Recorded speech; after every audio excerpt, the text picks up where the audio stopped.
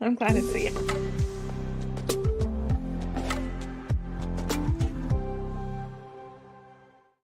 Hello and welcome to Question Everything, where we question everything because why not?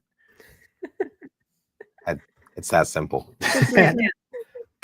Today we have with us Brannan Sirratt, who I like to call the content whisperer. B is for book. She is excellent at helping people to bring their stories to life in the also dreaded book that everyone has been dreaming of writing, thinking of writing. Some of us have manuscripts under our bed. Some of us have had our books written for 4 years and just read through what they wrote. It's me. I'm That's painful. yeah, yeah. So let's talk. Let's unpack this. Let's dive into it. Like, I don't want to waste any time because you have so much to give, and I know this is going to be really good. She's like, no, no, no! Stop pumping me up. I'm not that. Yes, you are. So why does it feel so overwhelming to Mm. just write a book? I mean, it's not like we're writing novels here, right? We're writing our story, something that's already happened. Yeah, that's worse actually than writing a novel. I think I can't I trained in fiction, so I speak from wisdom when I say it is worse to write a novel. Um because I couldn't edit fiction authors because they want everything to be fiction comes from the implicit Mm. and nonfiction is the explicit.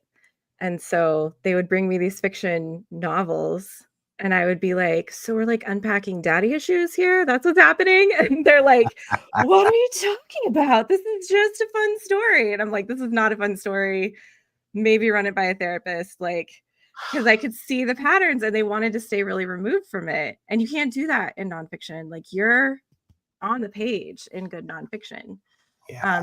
And even if you're not, like your ideas and your thoughts are, and those things are up for direct criticism, and you can't remove yourself from it to be like, it was just what the characters told me they wanted to do. Like, you can't remove yourself. So it's way more intimate, way more vulnerable to do nonfiction than it is to do fiction. And that's a huge first block, I think, for a lot of people.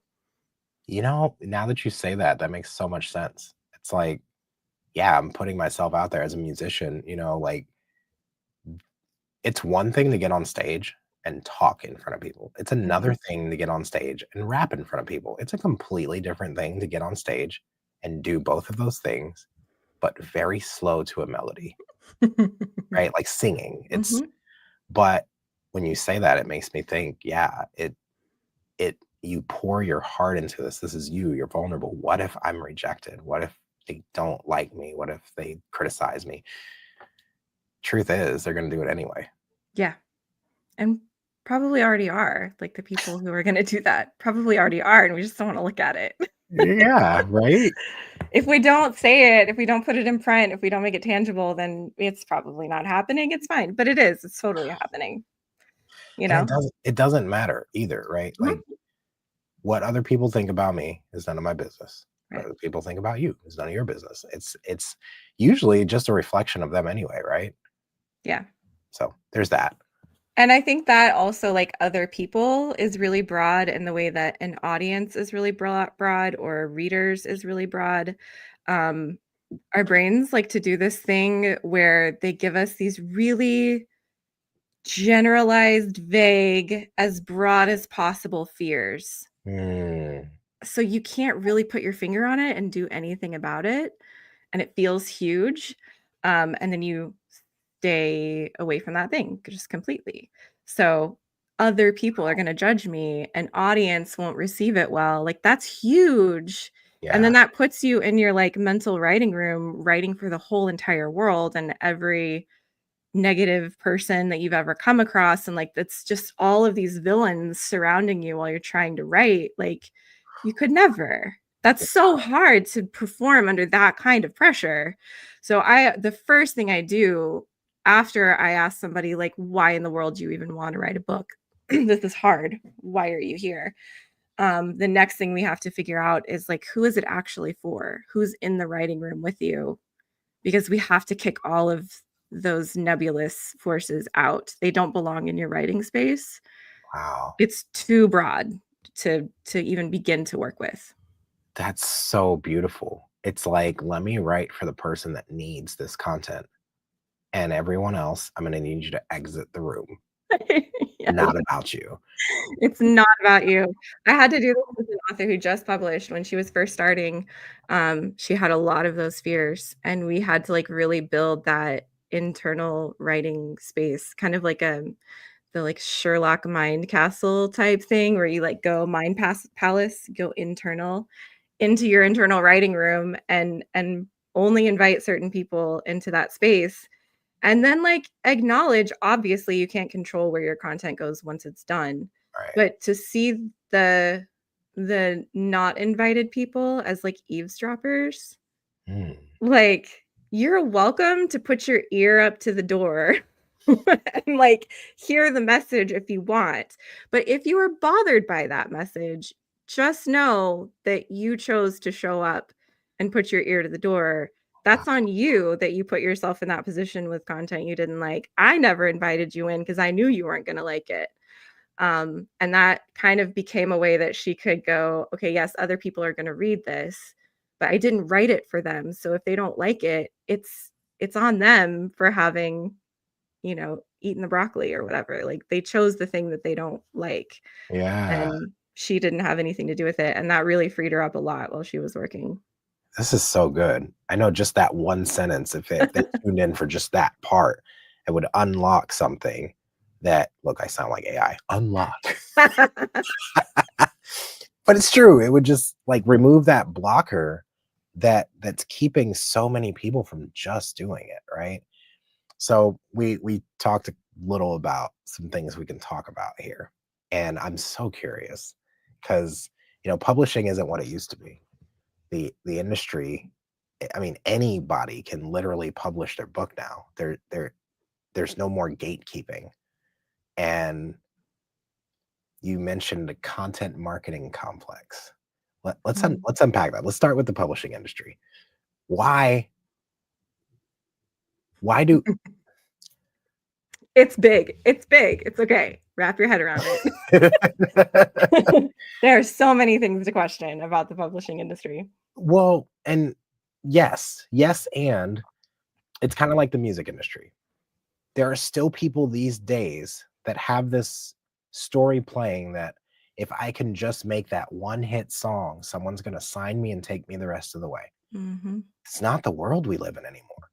And it's like, if I can just get my playwright to the right movie producer, Mhm. someone's going to take me the rest of the way. If I can just find a publisher that believes in me, I can bring this book and they're going to, no, like there's no middleman anymore. We Right. are like, we can just go straight to social media. Yep. And if what we do is good enough, right? And you can even be like, you can self-publish. So Mhm. yeah, it's a huge industry. I know nothing about it. Like everything I just said is an assumption based on my No. world, right? Yeah. But it's what I've seen. So Yeah. let's unpack that. What about the publishing industry and the I have content? so many big feelings. Come on, girl, let them out. First of all, I really recommend the book, Your Music and Your People by Derek Sivers. Mm, Sievers? I've heard it both ways this week, and now I'm weird about saying it out loud. But I I- think everybody knows what I'm talking about. It's a really small book, Your Music and Your People. And there's so many parallels between music and book publishing. wow. The biggest one is that the legacy forces of control and power still would like to keep their control and power Mhm, and have no real ground to stand on in that anymore, and so it's getting weird out there, mhm, mhm. right? Like there's a lot of messages and ideas and assumptions that are being blown out of proportion, so that they can keep whatever control they had before, and by that I mean that if I could just get seen, then they'll take it the rest of the way is still so prevalent. Mm, Um, and especially if you're in nonfiction, it's really, really, really not true. Like no one, the Calvary's not coming. Cavalry's not coming. I grew up Southern Baptist, so I always say the wrong word. Too many hymns in my head. No one's coming to rescue you. Yeah. Basically. It's just not going to happen. And there's some even that I'm noticing more like traditional publishing houses that have self-publishing arms who will promise if you come through the self-publishing arm, then someone internally is always going to be reviewing it on the traditional side and maybe you'll get noticed. So they're getting people to come pay into their self-publishing hybrid side on that whim of like maybe I'll get noticed and make him bank that way on this like weird lottery ticket hopes and dreams space. Wow. Is dirt. Yeah, that's, you know, when you work with human nature, it'll work for you. When you work against it, it'll work against you. And if it's working, why should they, like it's easier to just go with what is than to try to change the human collective. Yeah. But for those of us that are passionate about solving problems, all of us with ADHD, right? It's just painful to watch people like oxes led to the slaughter. Hymns in my head too. Doesn't go away. It doesn't, but I wasn't Southern Baptist. I just,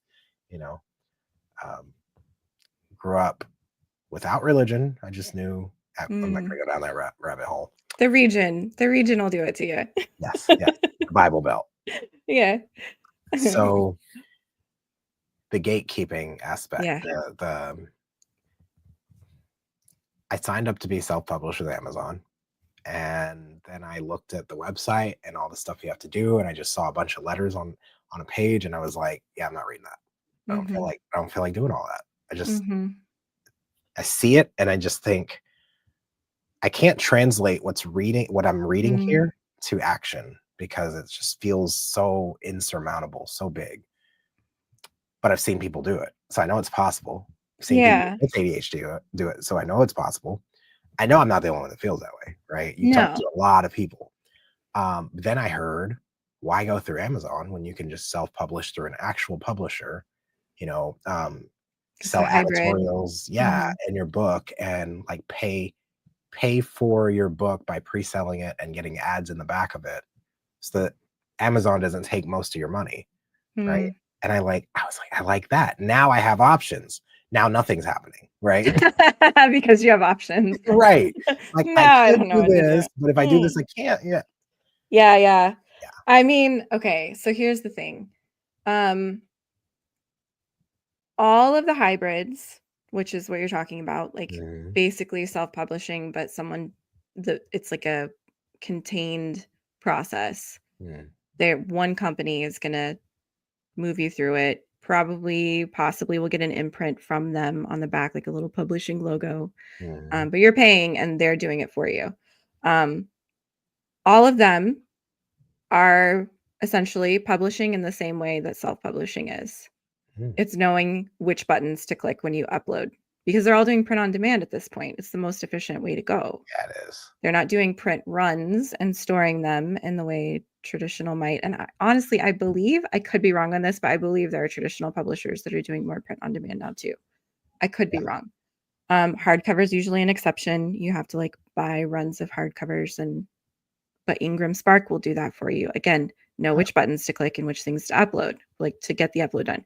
All of it comes down at the end to pushing a book or like publish button at the end that just uploads your file and then it's done. It's really actually underwhelming because I did the same thing. I'm sure my little workbook is in the wrong categories and whatever because I was like, I don't know, it's weird. And then it was just over. Like I thought there would be more buttons to click through before it was done. And then it was just all of a sudden over. It was really underwhelming.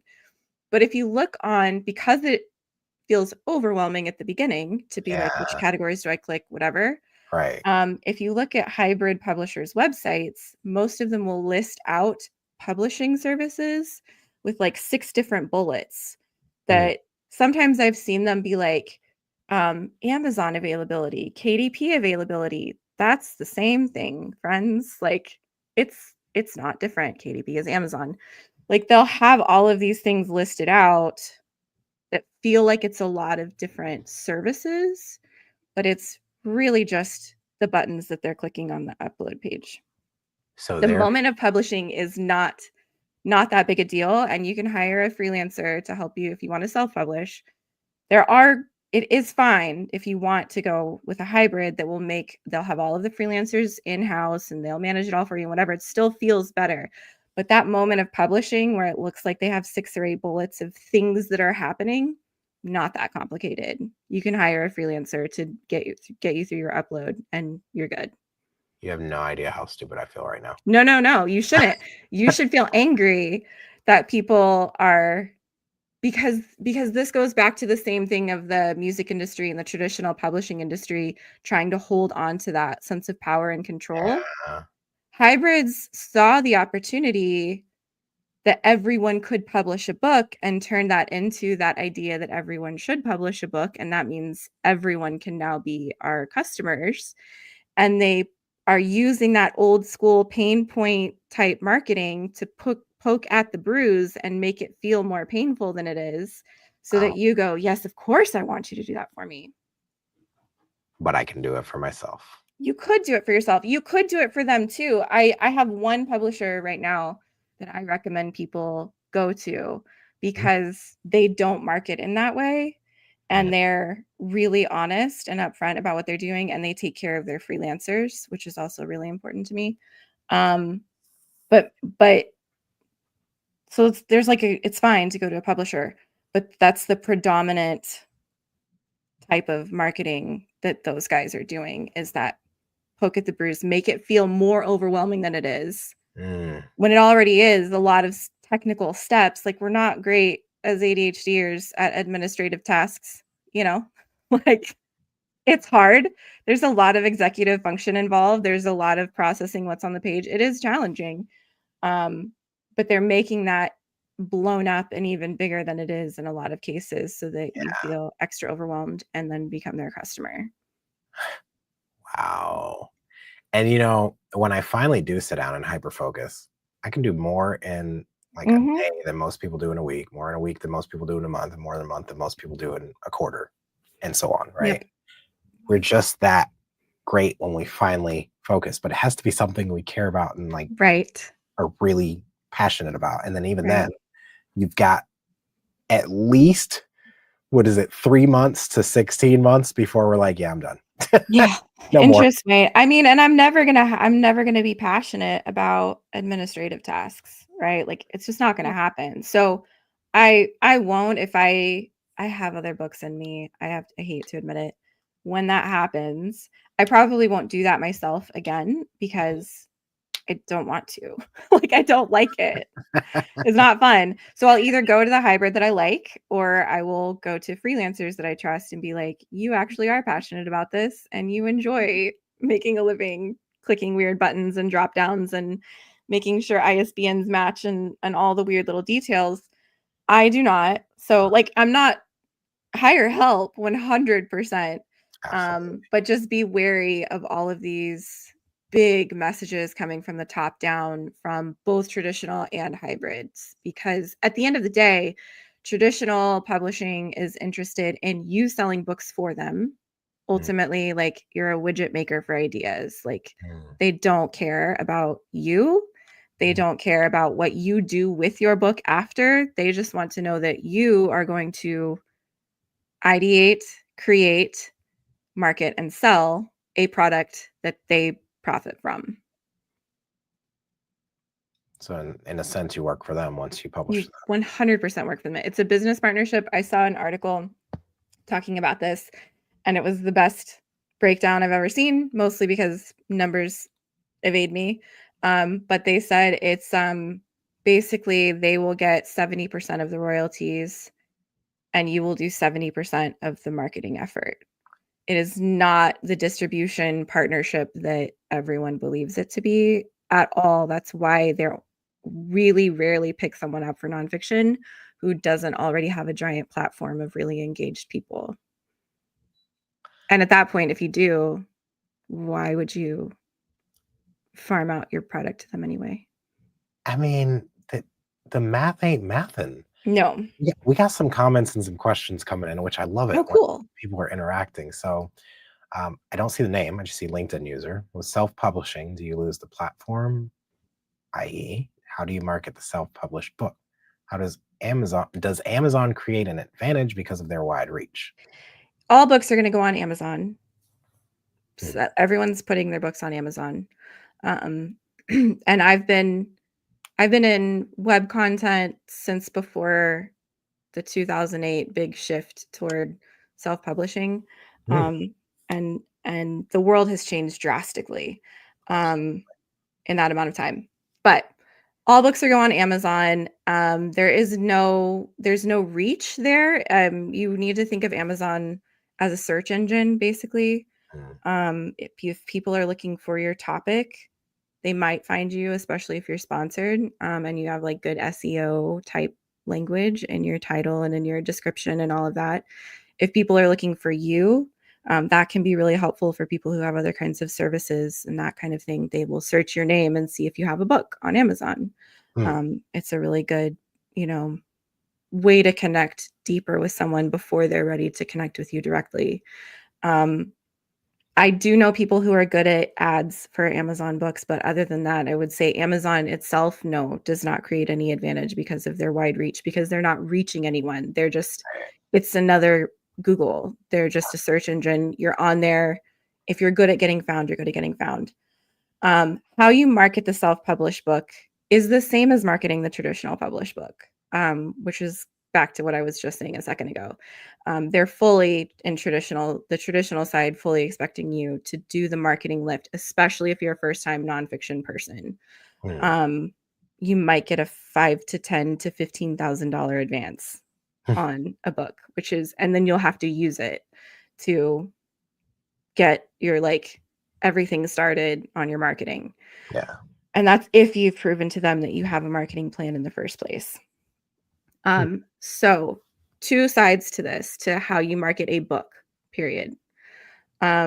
First side is it is beneficial to create a marketing plan like you would do for a traditional book proposal. Who is this book for? Who is looking for it right now? Who already has access to me? Who else do I want to bring it to?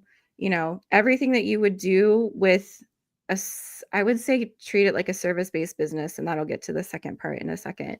Hmm. Everything you would do with a new business to go, who needs this thing and how do I get it to them? Do that for your book, no matter how you plan on publishing it. Wow. Sometimes I think people want to skip that stage if they're not doing a proposal to try and get picked up by an agent and then go into the traditional world. They'll skip the marketing plan. But you want to know what you're going to do with the book.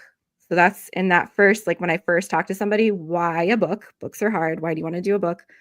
Who's it for? And then what do you see yourself doing with the book? How Yeah. are you going to take that out to people?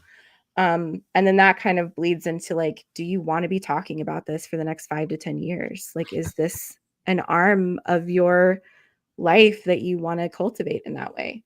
Yeah. And the reason I call it a service-based business is, think of it like a service-based business, is there is a model of writing books that you can make money from the books, like from the royalties. Yeah. But that model is rapid release, basically, on Yeah. Amazon, and building a big catalog and eventually building up royalties over time. The Okay. people that I work with, I eventually started calling them non-writers, because I think that it's when you have something bigger in life that you're doing and the book is serving that, rather than I want to become a career writer and lots of books will serve my career as a writer. That's two different kinds of approaching the work. I don't serve people who do the rapid release career writer, make money off of book sales thing. There are other people who are better at that than I am. I'm not that person. I don't see that working very often, which is Hmm. why I'm not that person. Right. And I think you're much better off marketing, building yourself up as a platform, building a platform up for yourself as the author, and connecting that to services, to courses, to Hmm. speaking, to teaching, to retreats, to whatever it is that you want to do with this person that you're writing to. make the book part of that and market Right. that. It's like a lead magnet or the best version of a business card. It's like the modern day business Yes. card. I've heard that before, and then it got really, I mean, business cards used to be something special, like, it meant something when you had a business card, and then Vistaprint came along, same thing, anybody could get a business card. I've had so Right. many boxes of business cards for my random ideas over the years, where I'm like, "This is the one, Vistaprint we go, get a box," and then and my husband's like, "What are you gonna do with this box? Like, where's it gonna go?"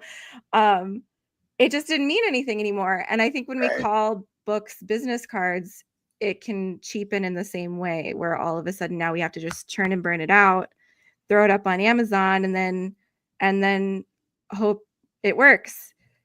But a business card is really only as good as the connection you're making with it, and a book is the same way.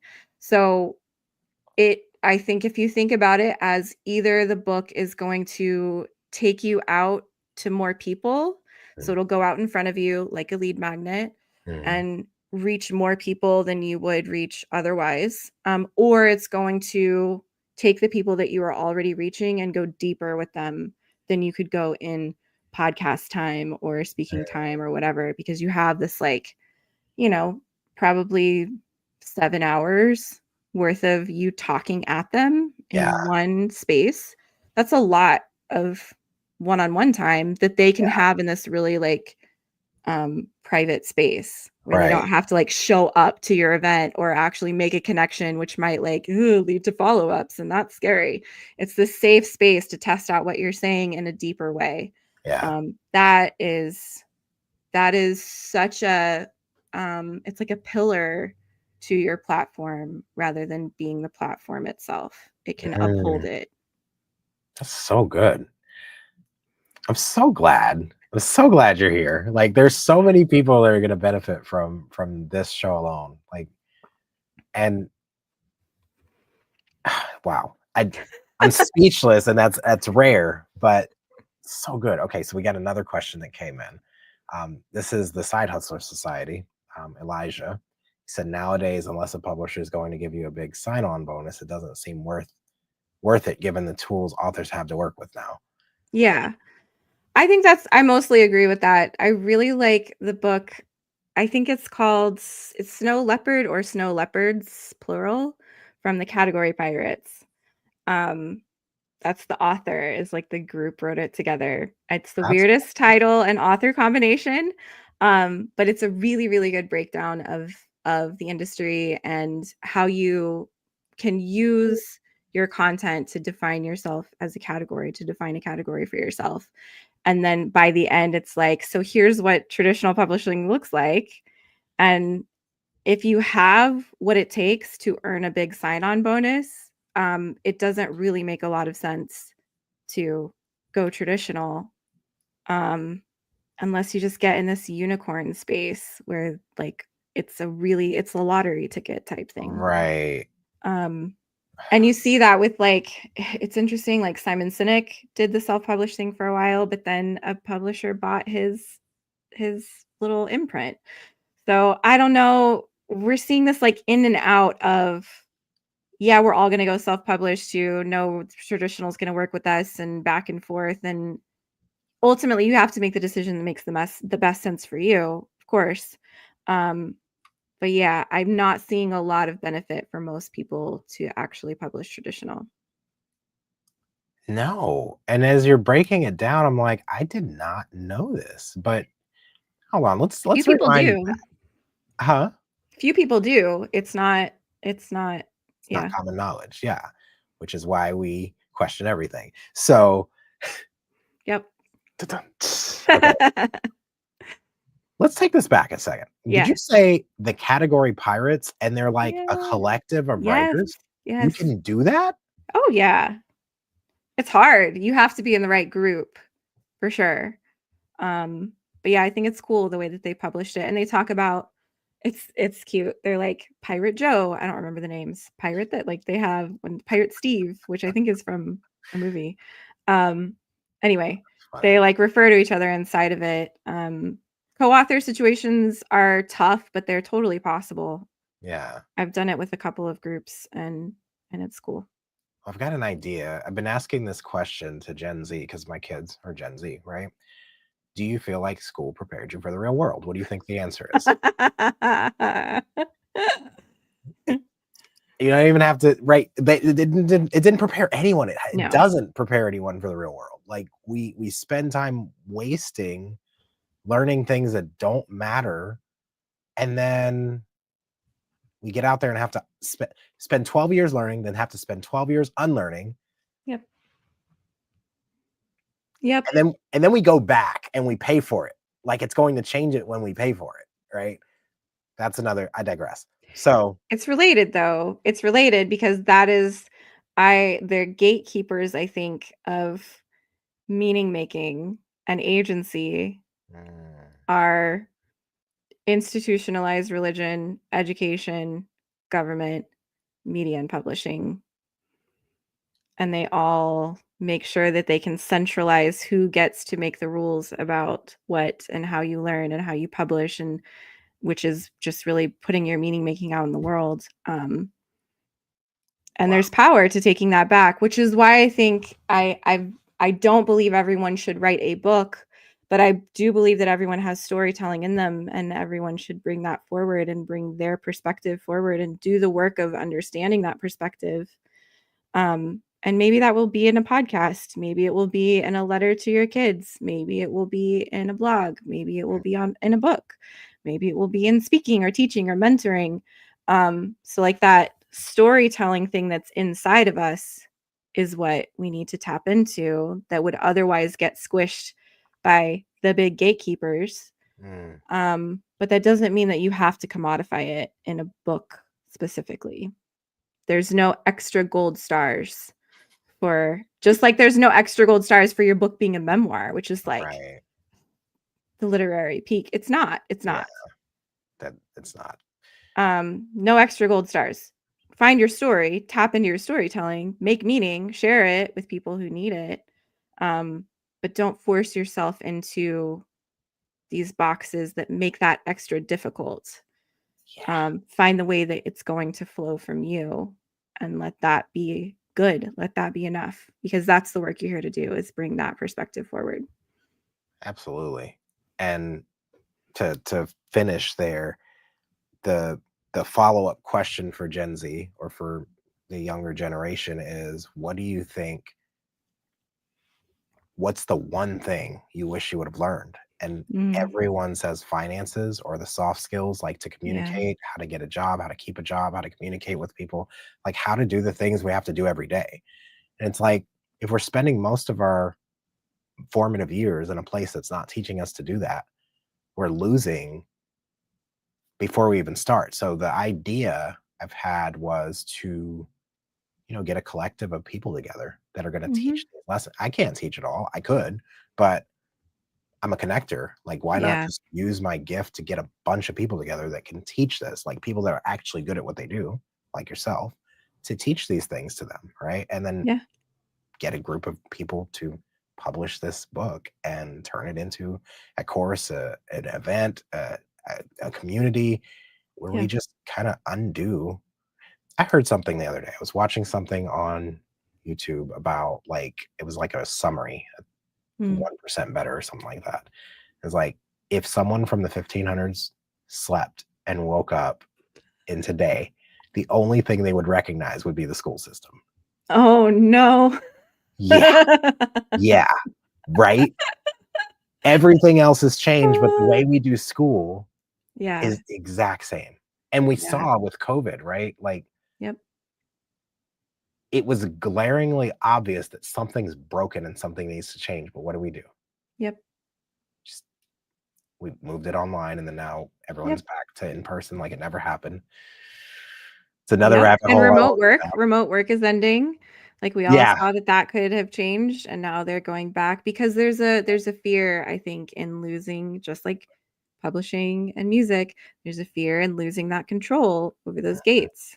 Yeah. I wanna plug, a book from one of my clients she called it "What is School For?" Mm, Um, it's by Jessica Zoe, and it's all of this that you're saying. Wow. First of all, so that book is excellent. Second, you are with this podcast and this space bringing experts together to teach them the thing that school didn't teach them, which is how to question everything. That's Mm, the biggest thing they're missing in school is how to learn. They're learning how to study, which is what Jessica talked about. They're learning how to study, they're learning how to follow rules, they're learning how to fall in line, they're learning how to be there for way too many hours when it's hard, and then also do stuff after and find fulfillment outside of school, because you're gonna have to find fulfillment outside of work. They're learning all of that stuff, but they're not learning curiosity and how to follow it, and they're not learning how to be learners. And questioning everything is where that happens. So this goes back to not everything has to be a book to be like to get the gold stars. You start in what you're doing, wow. and then you can, if the book comes next, fabulous. If the event comes next, great. Like whatever it is that it grows into is totally legitimate. There's no prescribed way that you have to go to be like, I have to make the book happen first. It's the same thing as the big nebulous spheres. If you go to the thing that is most complicated, that has to be the next step, you're never going to advance through it. And then you're like, amygdala and ego are like, yes, we get to stay the same. We don't have to stretch and grow and change. Yeah. You're Oh, doing the thing that you've envisioned. Don't stress what else it needs to be next. It will happen. Keep following this train and it will take you there. man. All the cool things I learned and did this year. And here we are, less than a week or two before the end of the year, and you just put the cherry on top. Yay. You're already the person, you're already doing it. Whatever comes next, just keep moving. That's my mantra. Keep on moving. Don't stop. Yep. Now we're almost 40 minutes into this podcast and we're still Oh on the my first goodness. question. I was like, oh, he's not feeling well. We'll probably be like 30 minutes. It's going to be fine. I should have known. We can never. No. We never stick to our times. It just it's so good. So what is this content marketing complex? What does that mean? What do you mean by content marketing complex? Remind me where I said that so I can put it back in context, because I'm like, there's about 3 different ways I could think of that right now. It was publishing industry / content marketing Oh, yeah, complex. yeah, yeah. Um, so that was what I was doing before Amazon took over the world and books were a thing. I Mm. was filling up websites for SEO because Ah. I was 18 and had a baby, which is not a good plan. Just free extra life lessons there. Not a great idea. Don't recommend. My kid's great. He's now my apprentice. It's lovely, but it was hard times and I Yes. needed to work from home and I could write. And so I wrote silly websites with Hmm. SEO heavy keywords. And then I went into this varying whatever content I could write, basically. So I've seen content marketing emerge, evolve and change. I don't think evolve is the right word. Devolve is probably better. Um, it's changed a lot over the last almost 20 years.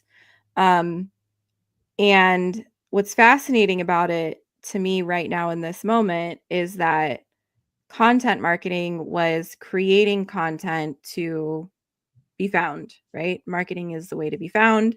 So you would do a bunch of content so that Google would find you and reward you with higher placements and people would click. You might get ad revenue from those clicks. You might get people who are sticking around. You wanted them, there was all kinds of rules that would hopefully get people on your site longer so that they could get to the thing that you wanted.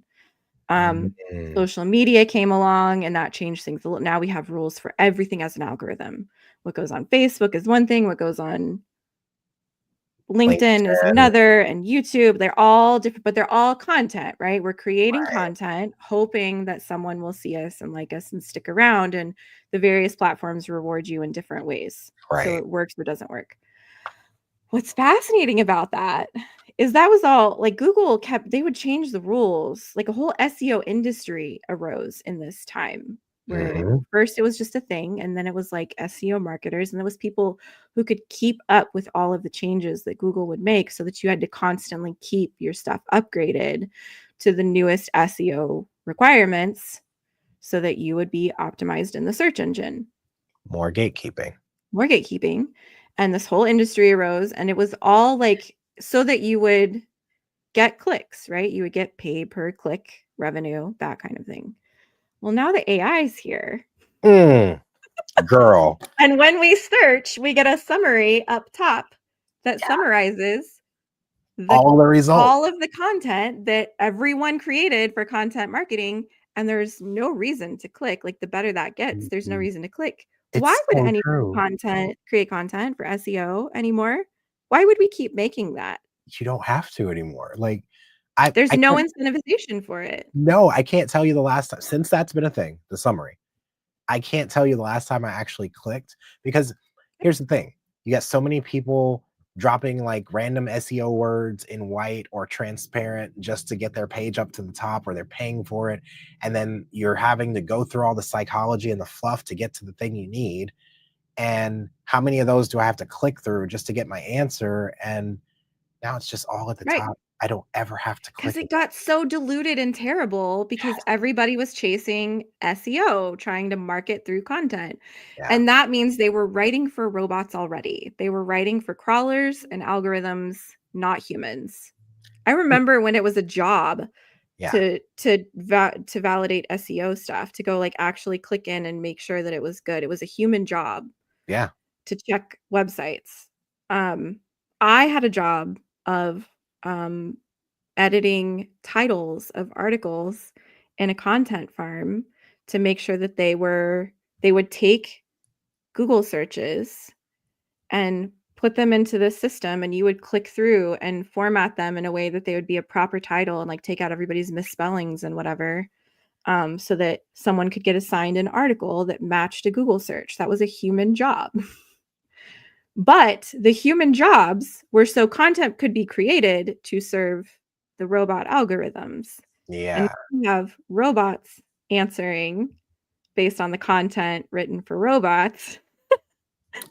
And there will be no incentive to write new content for content marketing because no one's going to click you anyway. And also, it's this weird, I've called it the idiocracy of content. It's this like dilution of content that Yeah. nobody asked for. No human asked for another list of 10 ways you can optimize your workday. Like, no human asked for that. No. So, if yes, there's people who are really good at being human and helping you use content to connect with people.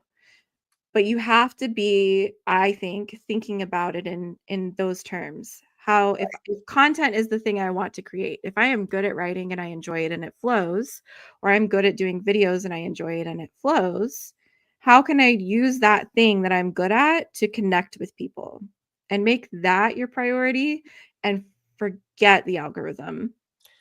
Because you're not making like Don't people. create for robots. No. Hold on. Sorry. Oh, goodness bless you. Just being human over here. Thank Yes. you. Thank you. So we I hear it all the time, like the algorithm is against me, it's suppressing me, it's blackballing. No, your content's just not interesting. I'm sorry to tell you. Stop trying. Yeah, if you're trying to create for the algorithm, you're going to get disappointed when the algorithm doesn't care because you don't already have it's a bunch of followers. Well, and how do you get followers? Like, I don't know about you, but I'm not going to follow a human that's not interesting. I'm not going to follow a human that doesn't have something I need to get to the next level. I'm a person that loves Yes. growth, and we all want to grow and contribute beyond ourselves. We don't all want that though. Well, okay, Our right. people do. We do. Yeah, yeah, But you're right. understand that not all people want that, and this was actually in that Snow Leopards book too, and Category Pirates talks about it. They're really cool on LinkedIn. They engage a lot actually. But they have this whole thing about obvious problems and obvious solutions, non-obvious problems and non-obvious solutions.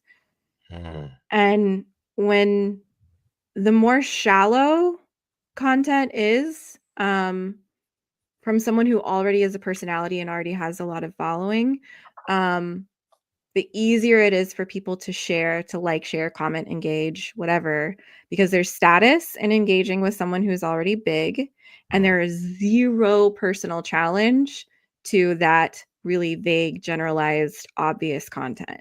yeah. There's no challenge to it, and growth is hard. Growth is challenging. This is another reason writing nonfiction is really hard, is if you're actually pushing someone into growth space, their brain is fighting it, and you have to engage them enough to keep them there through something that is difficult and give them a reason to stick through something that's difficult. And that doesn't always translate well to sound bites on social media. No. So you're gonna see more viral content from generic stuff that either doesn't challenge someone in a positive way, like, "Ooh, it's fluffy and nice and makes me feel good," or doesn't challenge someone in the way that, like, they already hate themselves, where it's like, Mm, "Hustle, grind, don't ever see your family, and it's gonna be hard and sacrifice and whatever," and people who already hate themselves are like, "Yeah, man, I'm doing the right thing," and that doesn't challenge them to grow, so they're like, "Share. It's right, man. Everybody should suffer." whew, whew. Wow. Just took the misery loves company to the next level. Like, and it's Misery inevitable. loves social media. Misery Mm, loves social media. And if you're not writing that, social media is not going to love you, but it's okay because you'll find the people who are also going, "Oh my God, I hate this feed. What is that?" And they'll stop and notice. If you're trying to connect with them, they'll stop and see you. And it won't be as many, but it will be better because you don't want all the hustle bros anyway. no, and you don't want quantity, you want quality. Yeah. And if you're doing something, if it's attached to some kind of service, you probably can't serve a lot of people. You No. need the right amount of people doing the right thing, trying Yeah. to churn and burn through 7,000 people who are pissed off that they got your $47 course because it actually asked them to change something in their life. That is not a fun business model. No. That's not fun. Spend the time to find the people you want to work with and how you want to work with them and the message you want to be talking about for the next 5 to 10 years and can't not talk about. Spend the time to find all of those things and then just start talking about it in the spaces that feel comfortable to you, and let it hit that point where, like, it doesn't matter if I don't get a million people because I have to say this thing. And when you find that message that you just can't not share, um yeah, there's a different kind of urgency where you're like, I just have to get this out into the world. And if it doesn't work, it doesn't matter because it has to come out of me anyway. That is so Right. much more sustainable than trying to be another cog in this ridiculous content marketing publishing industry wonk. Just don't, don't fight that. Don't put yourself through that. Why No. would you? No. It's and you know, I'm the kind of person that needs contrast, right? I think I have to know what doesn't work in order to really know what will work. And I was It's reading hard. it is very hard because I wish I could learn from other people's mistakes, but I'm so curious that I just have to be like, maybe it's just you. Maybe Yeah. you're doing it wrong. Are we sure? Yep. Right. Like, Let's are try. we absolutely positive that when I 'Cause touch I'm the kind of scroll, awesome, so maybe I could be the one to fix it. that part? So my friend Dan, I really think he should start a YouTube channel. And if he sees this, like I'm calling to him. He told me about this book called You're Gonna Die, a framework for happiness. Tell you the story real quick. It was so funny. I think I have it right here. Um, my daughter was talking about Amazing. it's just so great, right? But she was scared that her mom was gonna die. Like she was realizing that one day she won't be here with her, and Yeah. she starts crying. We're in the kitchen. I knew the book was coming. I thought it was coming by 10 because that's what Amazon said. But then we saw Amazon outside, and I was like, I know it's coming. This is gonna be great. So we get off the subject. We're talking about something else. I'm like, Amazon's here. I said, Maddie, open this book. She opens it, and she's like, what the heck? What? Why? What are you trying to The do? timing. But the timing was perfect. You should have been like, "I didn't order this. I don't know where it came from." Oh man, that was a missed opportunity. But it was perfect. But in Mm. just reading it, it was like we have our birth dates. Mm. we know when we're gonna we know when we're born, but we don't know when we're gonna die, and we don't think about it. We think of life as if it's eternal, as Yeah. if we're gonna go on forever and we'll be here forever. So we keep procrastinating and putting things off. And you mentioned this. When you have that message that you can't not get out, Yep. that one that you don't care whether people see it or not, you have to get it out of you. Yep. Wayne Dyer talked about this. Don't die with your music inside of you. Like, it's put in you for a reason. Every time Yep. I try to stuff down who I am and what I love, I'm miserable. Yep. Right. And there's a reason it was put in us. We're the only person in this world that can bring it with our flavor. Yep. Right. So he opens the book with, obviously you're going to die, but basically, I know when I'm going to die. And then he puts the date. Like, the first chapter is knowing when you're going to die. And he says, that's my 85th birthday. That's the date I'm taking off. If I haven't already died by then, I will take my own life. I'm like, okay, a little extreme. What a way to start a book. What a Talk about title. being deadline motivated. But exactly. Exactly. And I was like, well, ADHD, we kind of get things like, think about starting Yeah. this month. Like, I was posting, we knew we were doing this like a month in advance. And I'm literally posting the ad 30 Yeah. seconds before we're going live, and then we were late. Yep. And I knew. Yep. But I'm motivated by deadlines. If there is no deadline, Yeah. literally no deadline, right? Why? But he talks about, if you know when you're gonna die, that really changes the way you live. Because then you know how much time you have left, and it's like, am I going to be able to get all these experiences and make all this impact before I go? And so Yeah. you move with purpose, on purpose, for a purpose, with purpose, right? Yeah. I love it. I haven't even Yeah. finished it yet, but like, I was in the Nice. bathroom, and I got through half the book. It's thin. Yeah, it's a little. I love books like this. Like, if people wrote books like this, I'd read more books. Yeah. That's It's so, starting more and more. I think people are doing smaller books.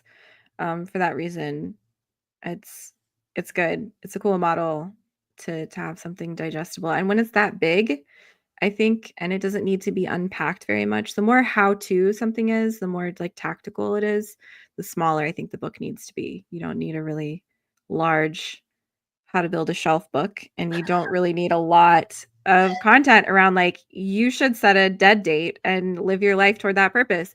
You just got to like put it out there and then let yeah, people sit with it, yeah. um, rather than having to unpack every little nuance around it. No joke. I have a book that's like this thick. That's called How to Read a Book. Oh, goodness. And then I have one that's this big that says How to Write Anything. And I'm like, I will never, ever, ever read those, ever. But No. I got them just because.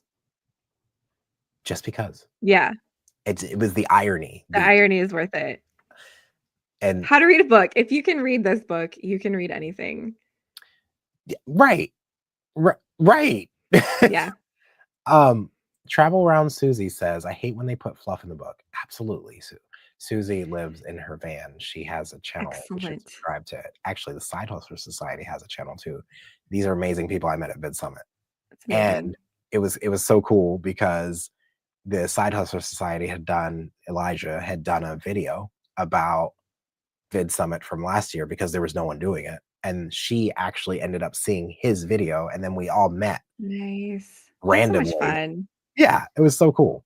But yeah, putting fluff in the book, like, Yeah. nothing more than what is needed for the transformation, right? Yeah. Anything else Yes. is just ego. And if you don't know, like, if somebody comes to me with a 90,000 word memoir, I'm like, oh, we don't know what the story is yet. I don't do memoir very often. But yeah, the more words there are, I think the less we understand it. And that doesn't seem um it seems a little counterintuitive sometimes. I just had this conversation yesterday where somebody was talking about how much they really loved like Seth Godin's blog and like Stephen Pressfield type content that's really Oh, short. War of Art. War of Art, right? Short Oh, chapters. yeah. That is hard. It is really hard to write that kind of content. You have to know what you are saying Yeah. and who you're saying it to and what part matters. And you have to use a lot of self-restraint to be able to say something in a small amount of time, which is also why good social media is hard. You don't have a lot of words to say a thing. So you've got to be really laser focused. And that fluff is not, it is rarely an editor asking for fluff. It's usually that we've tried and we're like, come on, man, like drill it down, drill it down. And there's sometimes it's a not knowing what they want to say. Sometimes it's a not wanting to feel what they want to feel. Mm, And then sometimes when it's memoir driven, there's a lot of trauma dumping in that space where they're just using the reader as therapist and want to just put it out there because memoirs need to be exciting, right? Like all of the juicy details are what you want to read. Nope, we want to know what meaning you came to and what life experiences brought you to that meaning. And when you have no meaning and only experiences, like okay, it's fine. It's wild, but like it's not sticking with me. you're having me unpack your trauma for you. Yeah. So your It's not kind. 5 minutes Oh, chapter outline on StoryGrid, yeah. that was incredible. I read it and I was like, that's a lot of words. That's a lot of words. What is the key takeaway of what she's trying to tell me to do here? And I found the 5 whats. Mhm. What? So what? Wait, what? Yep. Say what? Mhm. Now what? Yep. Simple. Okay, now I can do it. Gorgeous. I love that so much. And like, so that's an interesting note about devices too, Mm, like and the space that you're in and the context you're in. StoryGrid is really academic in the way that it approaches content. yeah, And that was for their platform. So right. it had to have that like academic unpacking Yeah. within the context of what they teach.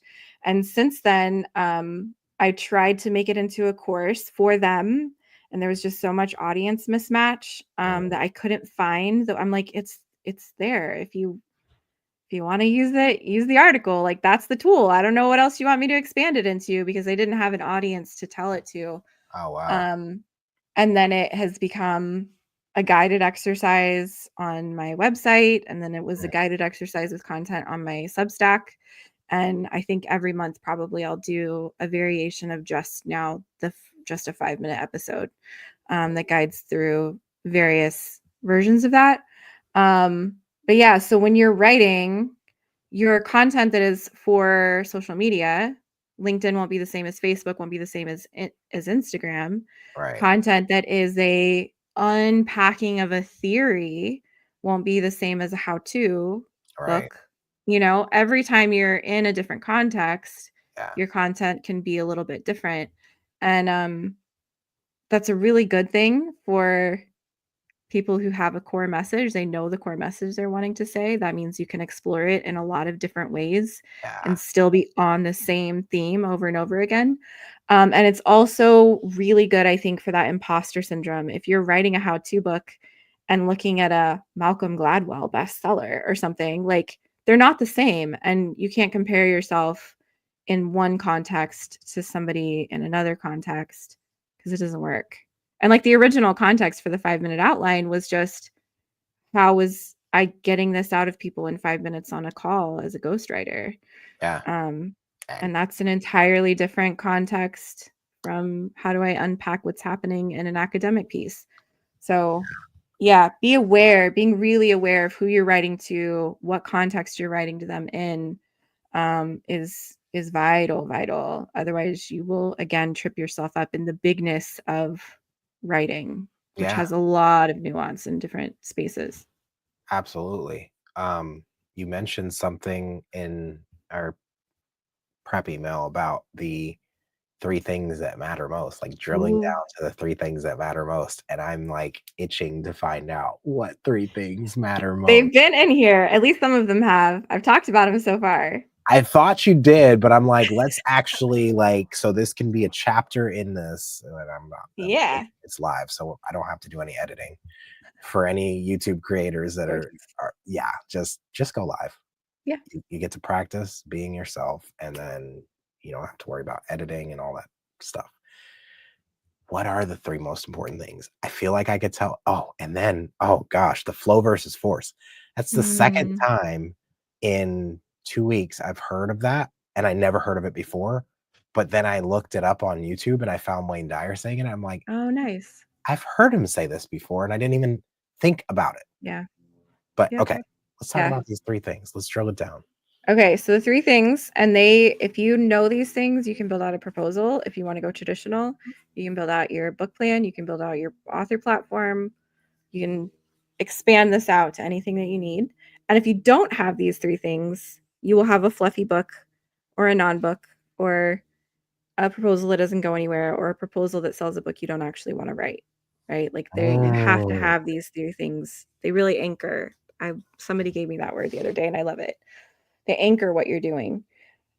So first thing is, and it's not really in any order, whatever you have access to, go there first.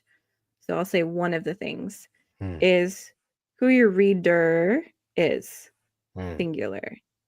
mm, The exercise that I have people do before I do a clear direction, like kickoff session with them is imagine that your book is in hand, kind of in the way that you would see it in a dream, where you can't really read the cover, you can't see what's in it, but you know it's the book you wanted to write and it's in hand.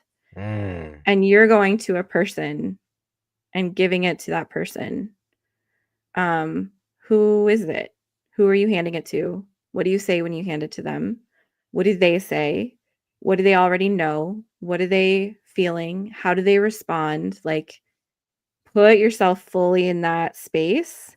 mm. And if somebody does that exercise, like a close your eyes, sit with it kind of exercise, and then comes into a call where we're really mapping out the direction of their book, that's literally the only pre-work they have to do. It tells us everything we need to know about their project. Wow. Who's your reader? So powerful. Okay. Yeah. Gotta know who that is. And I don't mean who's your buyer. I Mhm. don't mean who's gonna buy the book, because then you get into weird marketing spaces in your Right. head and like performative. What really, really we're trying to do with 5 minute outline or with these 3 things or any of my coaching is stop performing the role of writer and get back to who you are and what you want to communicate and to Mm, whom, right? So wow. thinking about readers, plural, or your audience or whatever will trigger so much performance and so much anxiety and so much bigness and fear and all of that that it's not helpful. But your reader, who you want to give this to, that you have to know. And then you can turn that into marketing speak later if when you're ready. So reader first, reader, one of them. Um, Other one is author. And this is one that I took for granted and I've heard recently that people don't have not always heard of, but I want to know what your position is as the author. And I don't mean your stance necessarily. I mean your like physical position in relationship to the reader. Mm, So, are you a mentor sitting with them over coffee? Are you a teacher who's had a long and studied career learning this, and now you are delivering that learning to them? Are you a friend who's giving this really, you're having a really intimate conversation? Um, are you a leader and you are having to pull them into a professional dynamic? Figuring out what your position is next to the reader changes how you, I don't say it changes, it gets you when you're writing into the space that you want to be with them after. mm, Um, mm. and then you write from a more authentic place, you create from a more authentic place, you understand what you're going to do with the book afterward, and you that stays top of mind the whole time that you're creating.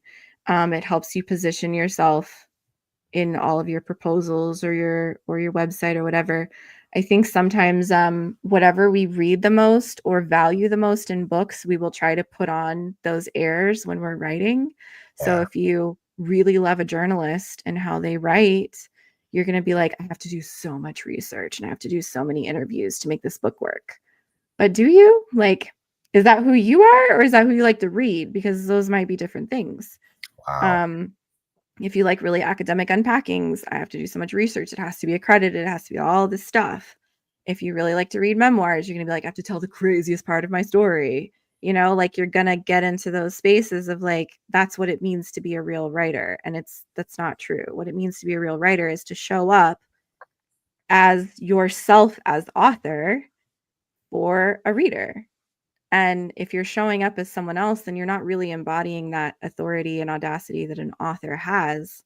You're performing, and that won't last. That's really hard to sustain, especially if you have other priorities in life. Girl, nobody's there. The person you're imitating is not there. You're not Right. there. Therefore, no one's there. Right. So we have those delusions of delusions again, and that doesn't serve anyone. So reader, author position, and then you got to know like what is it's the general way of saying it is like what is the book, but that's not helpful. It's what is the experience that you're creating between yourself and the reader. Come on, girl. Yes. Yes. Yeah. The experience. It's all about the experience. Yeah. Because you can't, our brains cannot differentiate between what we have read and what we have done. We go through the motions of living it as we read. Oh my gosh. You just saw it happen, didn't you? It did.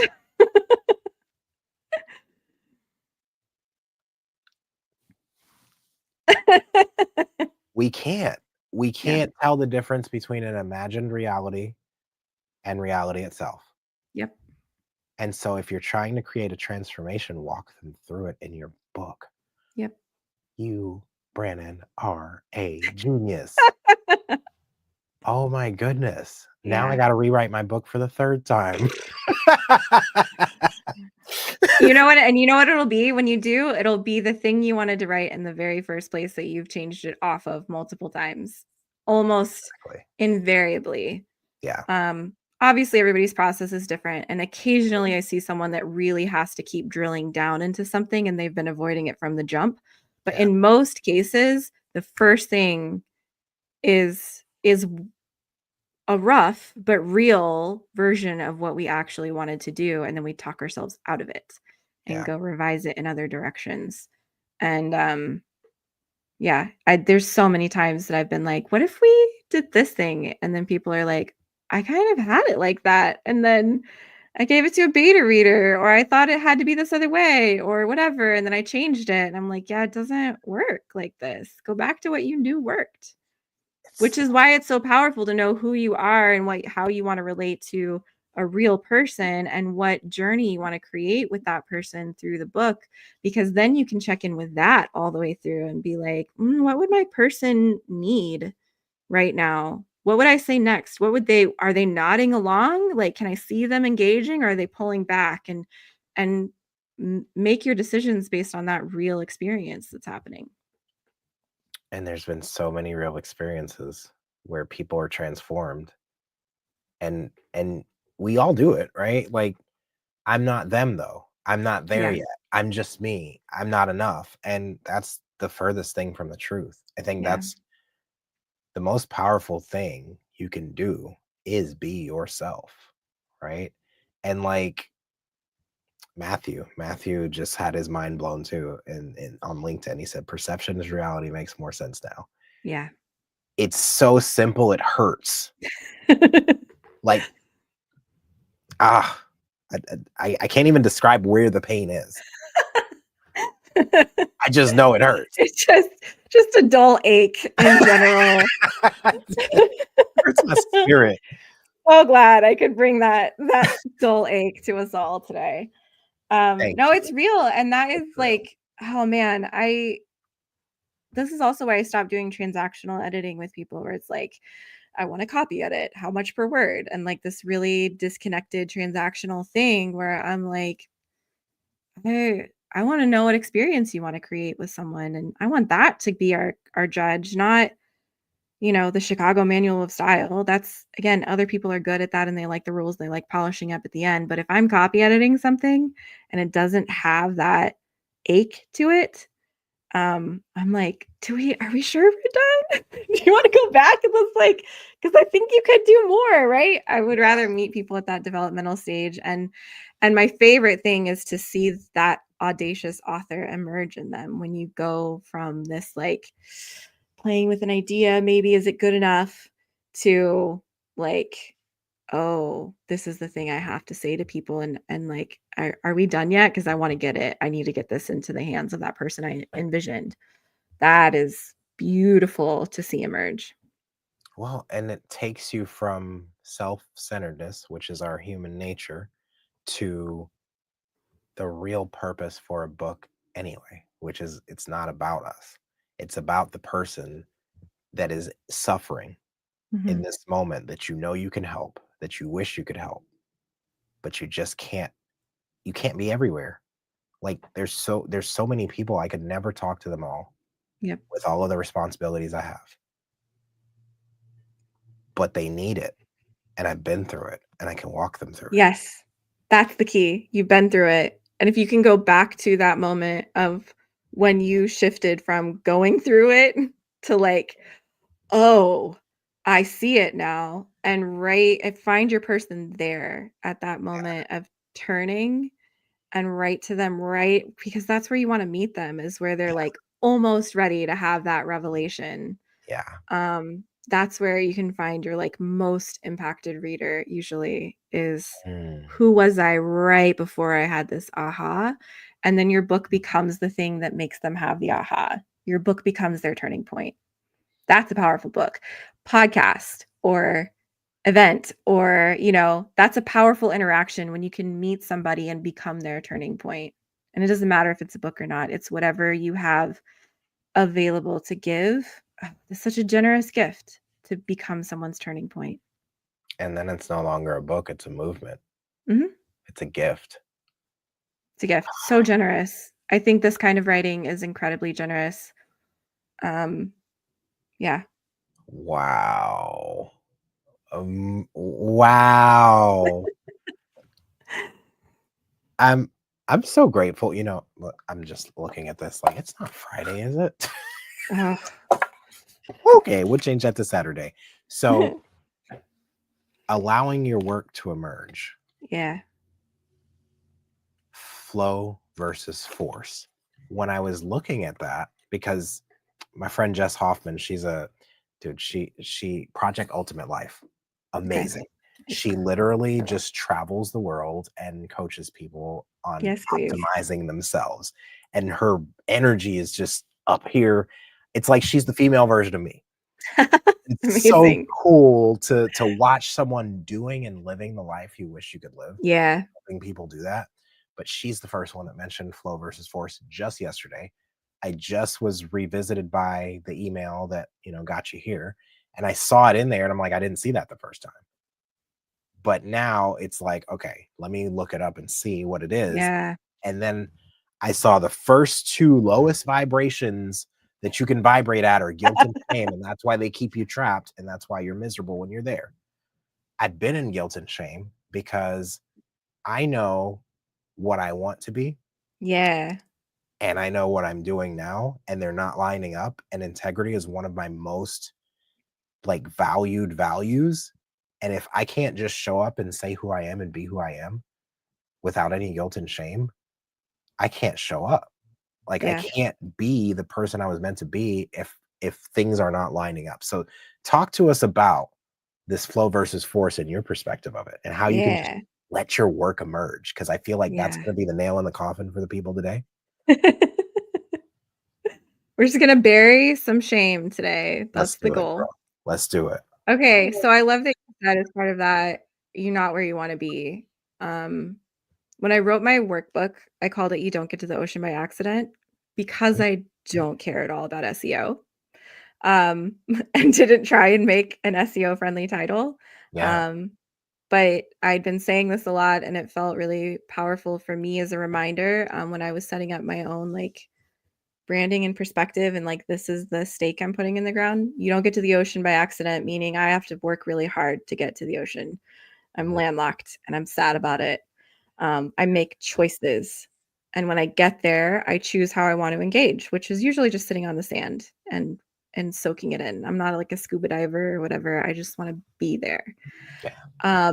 And our work, when you're like, ooh, I think I have a book in me, or I really want to do this kind of podcast, or I really want to do this thing. When you come to that work, that is the ocean, right? And you didn't just get there by accident. You made No. choices and you took turns and you did whatever. And then when you see it, you can choose how to engage with it, right? You can decide, I see this message, but right now I want to do it in this way. And then I'm gonna like get my toes in, but I'm not gonna fully dive in yet. You have that agency. You don't have to go full tilt New York Times nonsense, right? You get to choose how you want to engage. So I wrote that. And then just had been like sitting with this idea of our work being like the ocean. And then this people were talking about flow, and I was trying to help people get to that place where they let their work emerge. And someone pointed out to me that like, yeah, rivers just flow to the ocean. Like they don't even have to try. You don't have to make a choice. You just flow to the ocean. It just happens. And then I was like, oh, you're right, man. Like that is when we're just letting it emerge. We're less like the road trip where I'm like, oh my God, I have to get to the ocean, like take these turns, whatever. We are just allowing, you're naturally going. That is the growth arc of being a human, is to flow through these life experiences and then come to Wow. this place of huge meaning that you get to decide how to bring to the world. And if you think about a river, I know you're in the same type of region I'm in. So there's like times when a river's really low, and there's times when a river is overflowing and like huge. They balloon up to be giant, giant places. Yeah. Or you have something like, the Grand Canyon that's got like this river that just carved and carved and carved and carved. Um, if the river, when it's low or when it's in its earliest stages of carving, was like, I really need to be 10 feet that way. And because I'm not 10 feet that way to the side, um, everything is wrong. And like, I have to reroute. And how are you going to reroute a river as the river? Yeah, you can't like make the dam yourself necessarily. Like, how are you going to take all of this and just jump it over 10 feet? That's not how that works. But if the river continues to flow unimpeded and more inputs happen over time and rain falls and the dam gets opened and whatever happens, eventually you're gonna be at that 10 feet wide. Like the river will expand to that place once it has enough flow. It doesn't have to Wow. do anything to get there except allow the flow to happen. Just be. Just be. And that is how our projects work too. It's so easy to get distracted by, I want to be there and I'm not there. Why am I not there? But I think the turn on the phrase is like, it's flow versus force. Yes. Mm-hmm. Trying to force the work is not as effective energy wise or, long term or anything. It's not as effective as allowing the flow to just happen. But also flow has its own force. Flow is a force. A river is powerful. It really is. It's really powerful, and it's something that you can't really, really stop. It is its own force, and when you trust that power of what is flowing and let it emerge without judgment, but why is it not like this, and why am I not over there, and have I done all the things, and have I checked all the boxes, and do I know? When you're not trying to create these obstacles that will stop you from flowing, and you just let what emerges emerge, there's a force to that can be trusted. It's going to get you where you want to go. It's going to get you where you need to go, because it is you taking you in that direction. Like it's not going to steer you wrong. And that looks messy. It looks messy. There's like organizational tools and there's things you can do to put it in places so that it Yeah. doesn't get lost in our like million notebooks that we have and Oh my goodness. files and whatever. Google Docs. Google Docs, untitled. Why do I never title my Google Docs when I start them? I don't know. Oh, I titled them, but I'm not the same person I was when I titled it, and You're so I like, don't I don't remember. even know the language you're speaking past me. This is why it's also important to, in the same way that we talked about in the very beginning, to go full circle. In the same way that we talked about, it's okay to hire a service or a freelancer or someone to help you through the things that are not in your flow state that are hard to learn. I think it's really helpful to engage a book coach or to have a partner who's really comfortable in that space with you, keeping you a little bit more aligned. And then specifically, if you do hire somebody, make sure that there's someone who understands that you have a million Google Docs and that that's how you're flowing. It isn't going to impede that flow, Right. because the same way that the shady hybrids will sell their package and make it feel like it's easier, people will sell you a process and a timeline to make it feel like you're going to get through your book in 12 months or 6 months or 30 days or 2 weeks or whatever nonsense they're selling you. And if that doesn't work with how your flow works, it's going to become an obstacle, and then that obstacle will get compounded by shame that you're not doing the system that you invested in that you thought was going to fix everything. Like it'll become this big boulder in the way of all of your flow. So Mm. make sure you're working with people and partnering with people and sharing with people who understand what your kind of flow looks like and can work with you in that way. I've done manuscript evaluations on those massive Google Docs, and people are like, I don't know what we're doing right now, but like here. And I'm like, oh, this is a manuscript evaluation. You have a draft here. It's just the draft is like a dozen documents in a trench coat. So Yeah. like we'll do your raccoon draft and call it an evaluation, because I'm totally comfortable with that. But not all editors and coaches are. Right. So make sure you have someone who isn't gonna like, force you into their system and tell you that that's going to solve everything, because that becomes force and not flow. Man, and let me tell you, I am very skilled at not doing what I don't want to do. Oh And yeah. if you try to force me into anything, Yep. the rebel comes out. And so thank you so much for this. This has been, I say this every time, this is probably the best podcast I've ever done. They just keep Good. getting Hear better, that. right? Yep. But this one, and I don't think I've let anyone know that you've been helping me with my book since I met you through Tracy and Yeah. And oh God, Shannon. Shannon. I was gonna say Mm-hmm. Stephanie. I knew it was an S. They Mm-hmm. wrote the book Move Fast, Break Shit, and Burn Out. And they had the Catalyst Constellation. And it was just the perfect community and the perfect book. I didn't read it. I started, but it was like it was big. It was a lot of words It's and a no big book. pictures. Let me just listen to you talk about it. Yep. Great concept, but even the parts I did read in the book, it was breaking down what a catalyst is and who it is, and you were behind that. And how can people, I know after watching this, nobody that's watched this is not going to be like, I need to work with her, right? Like, or not going to not, they're not Yeah. going to not want to work with you. They're going to want to work with you. Words. Words are hard. They are. And B is for book. Mm-hmm. B is for book coach on Substack is the best place to go. Okay. B is for book coach on Substack. There's Yep. And wherever podcasts are found, like it's whatever, it's distributed from there too. But Substack is cool. I think that there's fun ways to work together in that space that are like really that like easy engagement to like get your toes in the water. And then a podcast that didn't expect to ever be doing, but it's been fun to experiment with. podcasts are fun. Yeah. My wife said, you're already having really good conversations with really cool people. Why don't you just turn the camera on? I was like, Yeah. I never thought of that. I was doing the thing where I'm trying to force it, like, oh, I need to come up with content, but I'm having all these conversations. Won't you do both? Make your conversations. Don't force it. Just flow. We're already going in the direction. It'll I'm come already together. going to the ocean. Susie, thanks. She says lots of good information. Thank you, Susie. Thank you, everyone that tuned in. Matt, Side Hustle Society, Elijah. Check out their channels too. Like Travel Around Susie has some really cool tips if you want to live off the grid and do your own thing. Someday.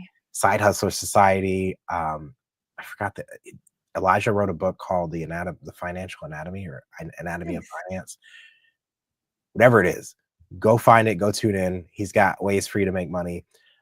I want to say that, like, I have been letting imposter syndrome win. I've been forcing, I've been comparing, I've been doing all these things that have kept me from showing up in a powerful way for people. And like this, like I said, we were going to put the nail in the coffin. Like, I don't think I'm going to be the same person after this Mm. show. And like every time I meet with you, there's another layer that's peeled off. I'm saying this to say, if you're trying to write your book, if you know there's a story in you that needs to come out, do as Brannan said, even if it's not working with Brannan, Yep. find you a coach or a mentor that can lead the way. I love this. Gregory, just stop and do it.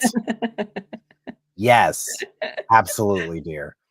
We're starting up the greatest group ever. We have, well, Nice. I have a Facebook group, the greatest group ever. Then we have the Greater University, where I'm just teaching people the concepts from the book, from Waiter to Greater, and like, let's live it. Yeah. I don't want to give you stuff and then you sit there paralyzed with it like you would anyway. Yep. Let's go do it. And so this next year, we're going to be doing live events. We're going to be doing things that are immersive experiences. It's going to be transformative. And I would love to have you as a part of Yeah. that.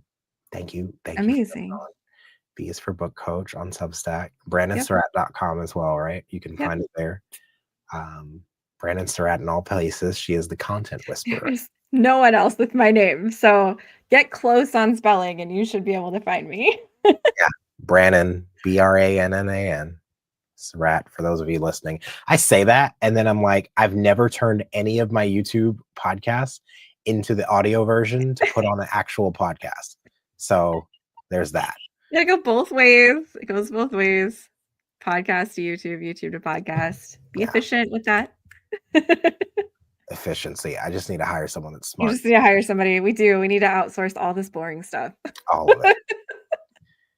Girl, no stick more around. boring stuff in 2025. No, That's our goal. I don't want to do it. Maybe 2026. I don't know. Let's be realistic, but eventually, no more boring stuff. Look, AI is going to take over all the boring stuff, and we're going to actually be able to be human without all the boring stuff. I hope so. It's going to look like a utopia or dystopia, just depends on which way we take it. It'll be a topia, though. We'll have Atopia. Dang, that's funny. Stick around after the podcast. Let's wrap up on the back end. Guys, thank you for tuning in. Thank you for being here. We got to do another one because we'll do it anytime. Yeah, there's so much more to unpack, but you know, people got other things to do. Oh, and happy holidays. Yeah, you too. We're gonna go do solstice-y things with the kids this evening. It'll be fun. Oh, yay. Well, I'm going to end the live stream here. Awesome. Continue questioning everything because you can't just blindly accept what is. We can't do that anymore. So beautiful. Be strong and courageous. Do everything you do with passion, and I promise you'll have a life that you love.